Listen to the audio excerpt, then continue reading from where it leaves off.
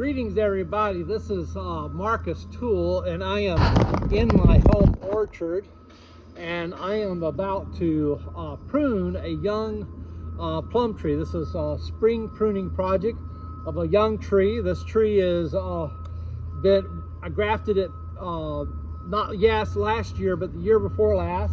This year it's going to bloom, and so this will be its first pruning as a more or less mature tree, but not quite. I want it to grow quite a bit, so it's going to get a pretty good spring pruning because of that. Generally speaking, young trees I prune in the spring, trying to encourage growth and shape the tree.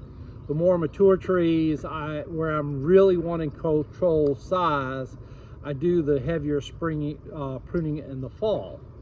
So this one's getting a not a heavy pruning. I already did some pruning on it because I collected scion off of it, but this is to really get it going, shaped in the way it needs to be going into the growing season. So the first cut I'm going to make is of a sizable branch in thickness, and so the first thing I'm going to use the shears for that, and I am going to use alcohol to sterilize my equipment to keep from make sure I'm not passing pathogens from one tree to the next. And so in this tree, one of the big goals in pruning a plum tree is that you want to keep the center of the tree more or less open, and so the first cut is a step in that direction. I have two branches here in the middle that's wanting. Let's move this so you can see what I'm doing. So we have two branches in the middle that kind of attach to one another. That would congest the middle if I let them stay, and I'm not going to let them stay.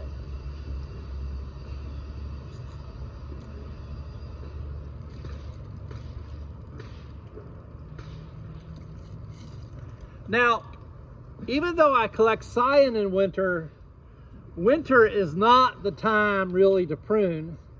And the reason it's not the time to prune is that the tree's defenses against stem canker is kind of down. So I prune my trees. As you see, the tree is budding out and getting ready to bloom. And that's about when you want to hit it with your spring pruning. So that's the only one that I need the shears for.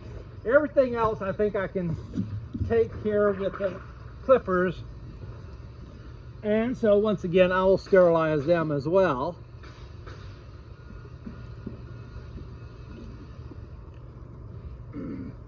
When pruning, you have three goals in spring pruning: to shape, to remove disease and dead growth and growth that's pointed down, and then also to remove congestion.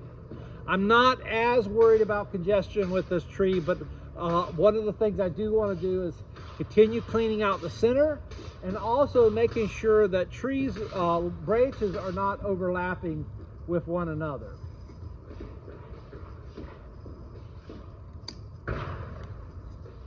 So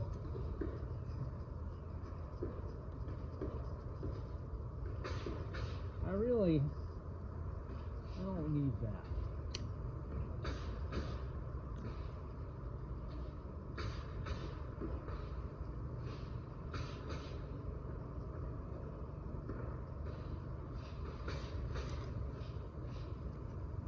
This one's going down. We don't need a branch going down.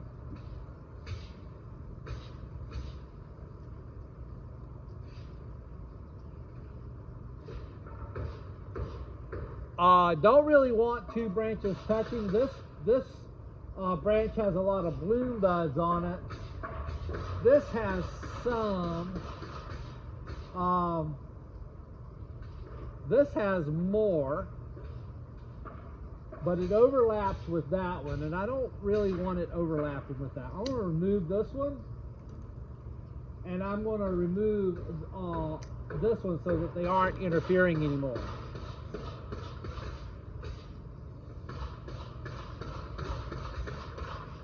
So that's a good spot for a sizable branch. That's going to come up as a sizable branch. This one here has a lot of bloom buds on it, so I'll probably let it stay for this year.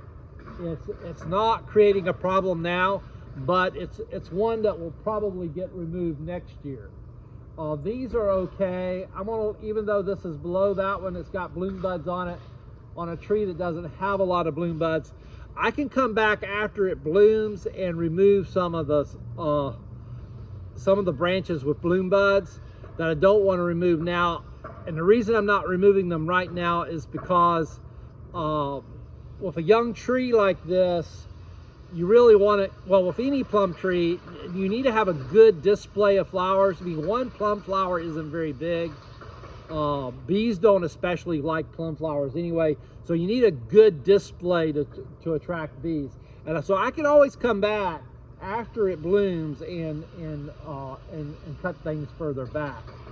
This little branch here, I cut it back when I was collecting cyan, and I just want to cut below that just in case disease took advantage of that previous cut and got in here. I'm gonna keep these branches. Let's see here. I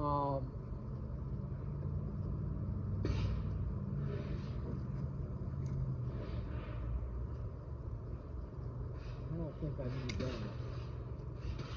And I don't need this going in.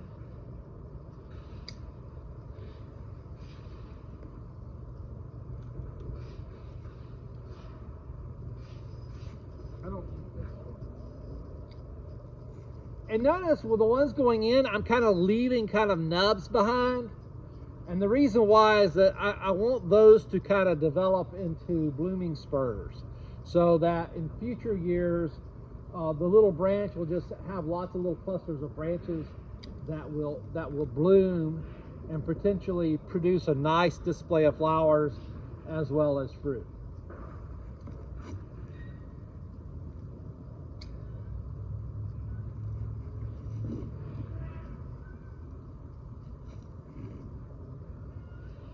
This is kind of going down, but it has lots of fruit, bloom buds on it. And so this little branch right here, but I'm gonna leave it because it does have the bloom buds on it. This branch down here has a lot of bloom buds on it. And I'll probably, after this spring bloom, I'll probably remove that altogether.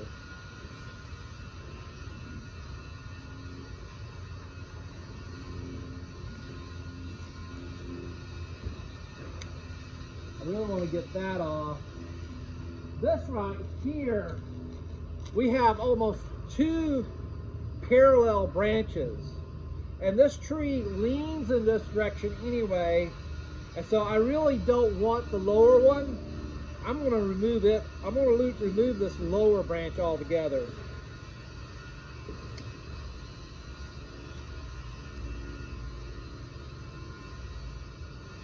But I also don't want this branch.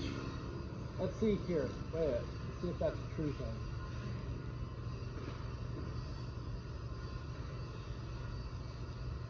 I think I like this branch better than I like that branch.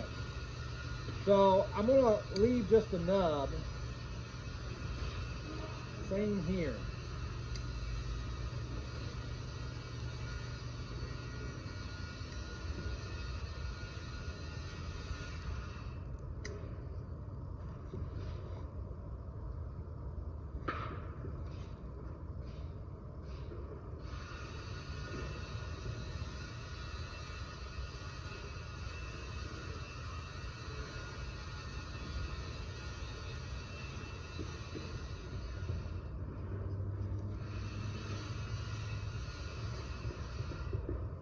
I kind of like the way this one's going. This one right here, if it keeps going this way, actually it's fine. I think I'll leave that. I think I'll leave that alone. Well, this one running parallel with it underneath doesn't need to stay, and neither does this one. If this right here takes off and grows up, like I might decide that I prefer it over this one, but I really don't think it's going to.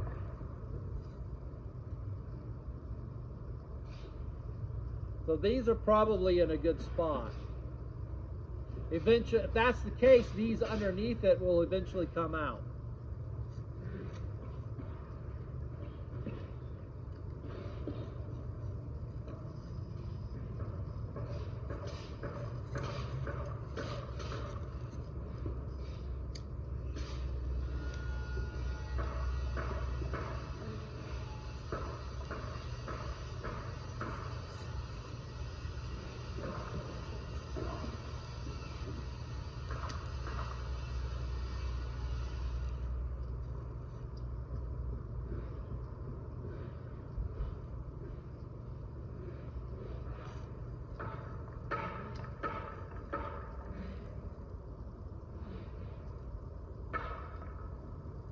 One of the things about this tree is that the trunk is leaning. The reason I did that is I was trying to, the rootstock was a sucker, and I was trying to get that rootstock deep enough into the ground where it could get water and get enough anchorage to anchor the tree. I should have just planted it deeper. Instead, I leaned it so I could get one side of the root deep. Of course, there's been no way to really correct the leaning aspect of the tree.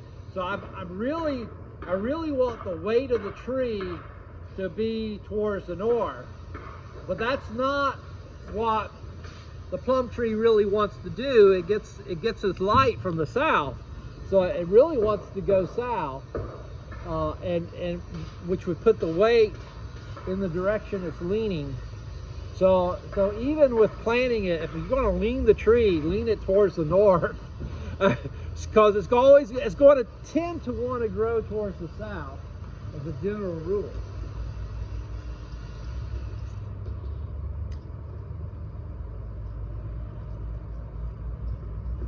Okay, this is a young tree. It's already pretty well shaped. I don't want to too badly adversely affect the bloom display. So I think I'm gonna leave it at this. One of the things I want you to notice, I have a wild plum back here, right here. And this is a strain that it looks like it's going to bloom with this Robusto, and will pollinize it. It's a good pollinizer for Robusto. It also should be a good pollinizer for Sonny's Yellow. Anyway, the issue with that tree is that it's really a little too close. I'm going to let it bloom out. I'm going to cut out the main branch that's the closest to this tree so it doesn't interfere with so much. I want that tree to sucker a little bit further that way, so that I could just, eventually cut out that tree and have a new tree be a little bit further from this. But, we're in no hurry, so we'll let Mother Nature take care of that with the suckering process. Anyway, that's it. I don't really want to make the video any longer. Talk to you later. God bless, and I hope this was helpful.